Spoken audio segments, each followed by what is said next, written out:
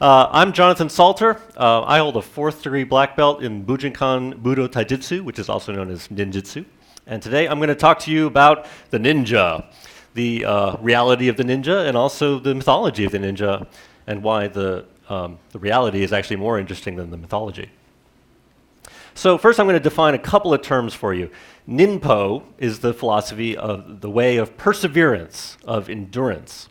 Ninja is somebody who does ninpo. And ninjutsu, jutsu just means a method.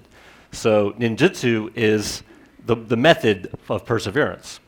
So fairly recently I got to travel to Japan and train with the grandmaster in my art, which is called Bujinkan Budo Taijutsu.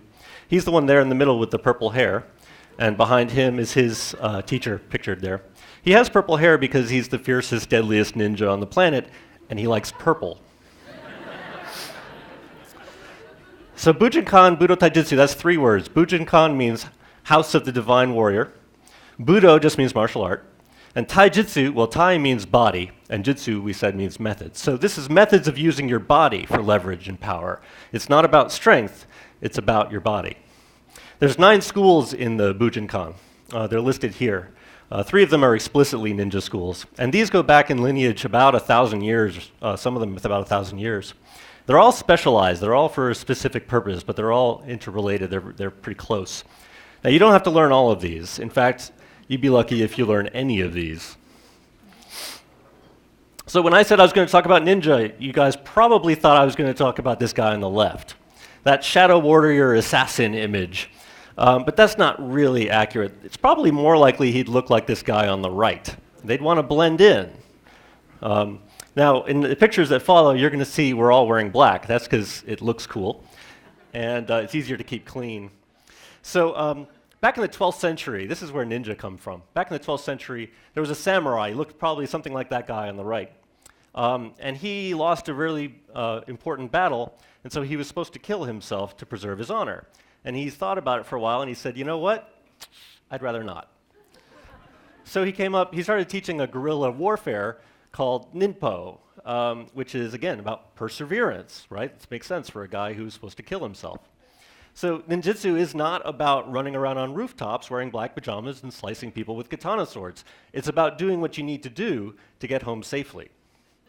Between the 14th and 16th centuries, Japan was plagued by constant warfare between these local lords and their retainers who were called samurai. Now the samurai, as we said, had this code of honor. They weren't allowed to do bad things. Well, they did bad things. Some bad things they weren't allowed to do. So the things they weren't allowed to do, they hired the ninja to do. And the ninja became really good at it. So by the 18th and 19th century, they were thought to have supernatural powers, like the ability to turn invisible or walk on water. This is one of the first images of the ninja wearing black. Now on the right there, that's a kabuki stagehand. That's probably where this image comes from. So by the 19th and 20th century, the ninja became really popular in Japan. Everyone was really into it. And it actually came over into the Western area in the Bond film. That's the picture in the middle there. You only live twice. And then the 70s and 80s, ninjas were huge in America. And there were ninja films. This hasn't ended yet. There's still ninja films all the time. So behind this whole mythology, there's more than a little bit of truth. And that is, the ninja did seem to have supernatural powers. But it's all about preparation and training. We say, if you're in a fair fight, then your tactics suck. So let me show you some examples. For example, you could have a short sword that you put in a long scabbard. This allows you to do 2 things. You can hide stuff at the end of the scabbard, and when you draw your sword, you can do it faster than the other person expects. And while they're surprised by that, they're also dead. The other trick, I'm not going to get to the other trick now. The other trick is to hide the blade in the handle. They pull the handle, you stab them with the blade. So this is MMA. This is a sport, okay? Sports have rules. Ninjutsu is not a sport. It has no rules, okay? You do what you have to do to survive. And that means ninjutsu is often pretty brutal. It's going to involve a crippling or fatal blow by the end of it. So what is it really like? It's done actually very safely and very cautiously because you go through more training partners that way, let me tell you. It involves punching and kicking and other blows like that. And it's all done in a very relaxed manner. It's about moving your body and using leverage and points of attack and angles and distance. It can be done by an 80-year-old. It doesn't take a lot of strength. It just takes a good amount of training and skill and preparation.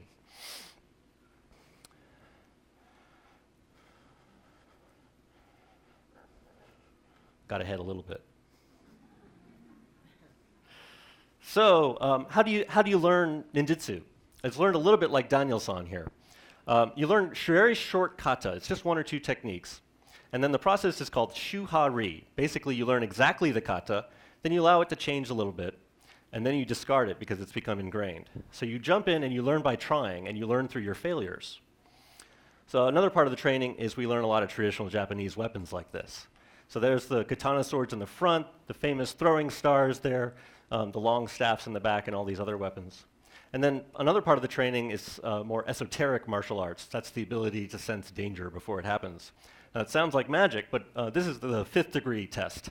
Basically, a high-ranking ninja stands behind you with a sword. In the old days, it'd be a real sword. Now they use padded sword.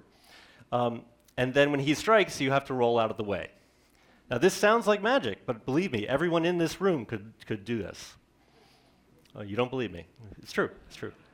So what are the takeaways from all this work we do in the dojo? Well, you learn through your failure. You learn by getting in there and trying. That shuha-ri process about bringing something in and integrating it with yourself. And then dealing with conflict. All conflicts feel to your body like physical violence. So learning how to deal with physical violence teaches you how to deal with all kinds of conflict. So being a ninja isn't really about running around in your black pajamas and using smoke bombs and katana swords. Ninjutsu and other martial arts are about being a force of good in the universe. And that's why the reality of being a ninja is far more interesting than the mythology. Thank you very much.